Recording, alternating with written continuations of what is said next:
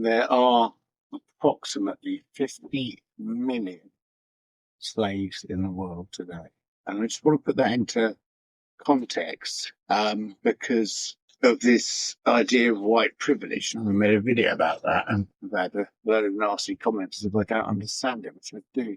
But this is today, in today's world, 50 million people, so 1 in 150 people on the planet are living in what's called modern day slavery. Now, I don't know what that means because it doesn't seem to want to define itself. So I'm guessing as a better quality of cushion and bedding, but they are still slaves. Now we have the European and Western Americans sex slavery, but that accounts for very little. So where you get the most and where you see the most slavery happening, so India is leading the charge by a long way with over 8 million slaves. China, again, quite a large number, about 4. Pakistan, North Korea, Nigeria, Indonesia, Democratic Republic of Congo, Russia, Philippines, and other countries in Asia. There's all the modern day slavery that accounts for these numbers is in either Asia, the Middle East, or Russia, but predominantly Asia and the Middle East, and Africa, and the Middle East and Asia, and then some in Russia. But in a way, you'd say all Russians are enslaved to a degree. The reason I bring this up is none of them are white, with the exception of those who've been sex trafficked. None of them are white. These aren't foreigners who've been enslaved because of battle, as it used to be. Now, I say all this because white privilege is to acknowledge that my life has benefited from being white-skinned, that I had a better chance at life being white-skinned. Now, the things that have happened to me in my life are 2 very serious instances of the worst type of sadism you can possibly imagine if you're a human, male or female, because of my skin colour in 2 foreign countries back to back. So white privilege, I'm going to die. I'm 42. I'm going to die certainly before I'm 50, but I'm almost certain not to make it to 45. So where's my white privilege?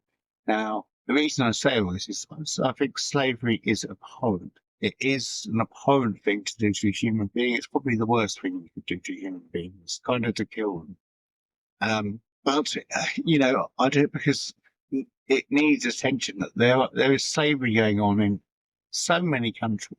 And yet we have a whole load of teenagers or overgrown teenagers asking us to say sorry for our transatlantic slave trade, which had a total of 12.5 million people over time. So it's not even comparable to other countries and other cultures. And for instance, the Middle East and Africa have completely eclipsed that.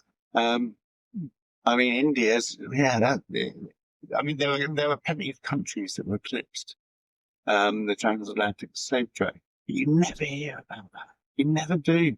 You just hear about white privilege, whitewashed, white people are responsible. That's the one. There's a university course called White People Are Responsible for All Racism Around the Globe. Well, I'm sorry, but 50 million people from non-white countries being taken into slavery does not support that statement. That is actually one of the most racist statements I've ever heard in my life, talking about other people being racist. It turned out that really not oxymoronic statement. So I'll leave it there. Slavery's bad wherever it happens.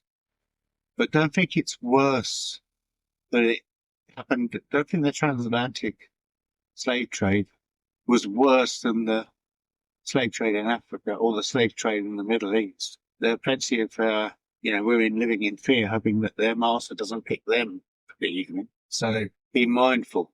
It's not all one-sided. So don't kowtow to people who say you need to apologise for your ancestors, because you don't. They're your ancestors. I'll leave that there because it is a point to think about. 50 million worldwide slaves. 1 in 150 people. And 12.5 in the transatlantic state, that's the whole transatlantic slave trade, which is much more than the black community in America. It's a lot to think about. It's quite sad that it still happens, but what we don't do anything about any of this stuff.